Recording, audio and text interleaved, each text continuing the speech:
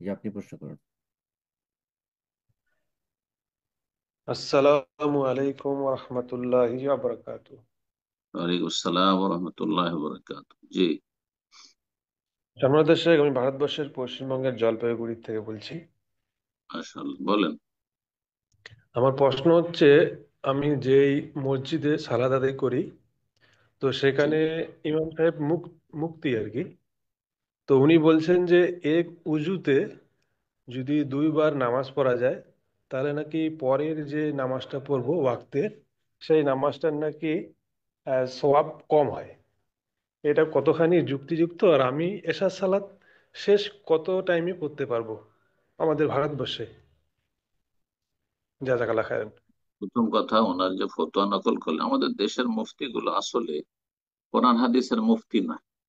এরা degree holder মুফতি। তাদের প্রতিষ্ঠানগুলো এমনিতে তাদেরকে একটা ডিগ্রি দিয়ে থাকে, 1 বছর বা 2 বছর কোর্স তাদের আছে। এমনি যদি তাদের থাকে, তাদের সবই পড়ানো হয় মানুষের কথা, হ্যাঁ, তাদের ফোকাহাদের কথা, কিন্তু কোরআন হাদিসের কথা পড়ানো হয়নি। ভালো করে শুনুন, যেসব দেশীয় মুফতি তৈরি হচ্ছে মযহাবীদের মাদ্রাসা, সেগুলোতে কোরআন হাদিস দলিল নিয়ে আলোচনা হয় না। হ্যাঁ, তাদের আলোচনা কি হয় যে ইমাম আবু ইউসুফ কি বলেছেন, তো মোহাম্মদ কি বলেছেন, তো আবু হানিফা কি বলেছেন, তো আবু কোন ফাকি কি বলেছেন, ব্যাস। তো এসব পড়ে মুফতি হয় না। সত্যিকার মুফতি হচ্ছে যে কাল আল্লাহ, কাল আল্লাহ কি বলেছেন, কোন আয়াত এই ফতোয়ার দলিল, কোন হাদিস এই ফতোয়ার দলিল। যেই ব্যক্তি এটা বুঝে সে হচ্ছে সত্যিকার মুফতি। জি। তারপরে তার ফতোয়া যে বললেন, যে কি বলছেন মশলাটি, বিক্রম ভাই? জি, উনি বলতে চাচ্ছেন যে এক সালাত থেকে আরেক সালাতে যে হ্যাঁ, অজুতে হ্যাঁ, সরি হ্যাঁ। এক অজুতে দ্বিতীয় সালাত। একাধিক সলাৎ পড়লে দ্বিতীয় তৃতীয় সলাৎ যেটি পড়বেন তার নেকি কমে যাবে। ভিত্তিহীন কথা, নেকি কমে যাবে এর কোনো দলিলও নেই, আর এটি যুক্তিসঙ্গত নেই। জি, কোনো দলিল নেই।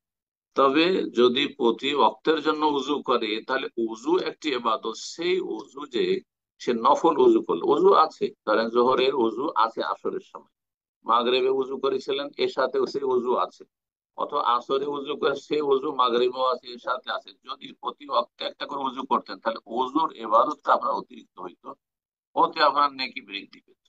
উজুর নেকিটা, উজুতে যে গুনাহ মাফ হয়, উজু একটি ইবাদত, সেই ইবাদতের যে বিশেষ আল্লাহর কাছে সওয়াব রয়েছে, সেই সওয়াবটি আপনি অতিরিক্ত পাবেন।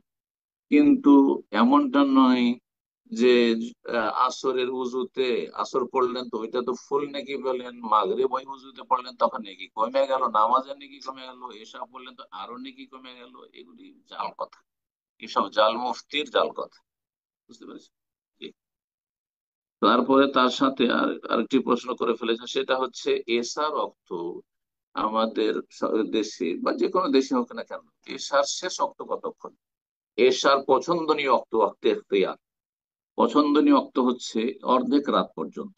মাগরিব থেকে নিয়ে ফজর আজান শুভ সাদেক পর্যন্ত রাতটাকে দুই ভাগে ভাগ করে অর্ধেক করে, মোটামুটি রাত 11টা হবে হয়তো, আনুমানিক রাত 11টা, 10:30, 11টা, 11:15 পর্যন্ত যদি পড়েন, এটা আপনার পছন্দনীয় অক্ত। আর এশাকে যত বিলম্ব করবেন তত ভালো এই সময়টায়। অর্থাৎ কেউ রাত 8টায় না পড়ে, কেউ যদি 9টায় পড়ে, 10টায় পড়ে, তাহলে বেশি সব কিন্তু জামাত সহকারে পড়তে হবে পুরুষদের জন্য।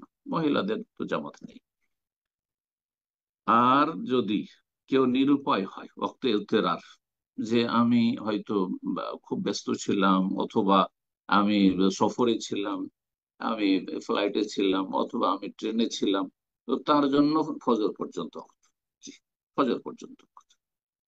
যদিও মশলাটিতে ইখতলাফ রয়েছে, কিন্তু ফজর পর্যন্ত অক্ত আছে। এর বেশ কিছু দলিল রয়েছে, কিন্তু এটা কার জন্য?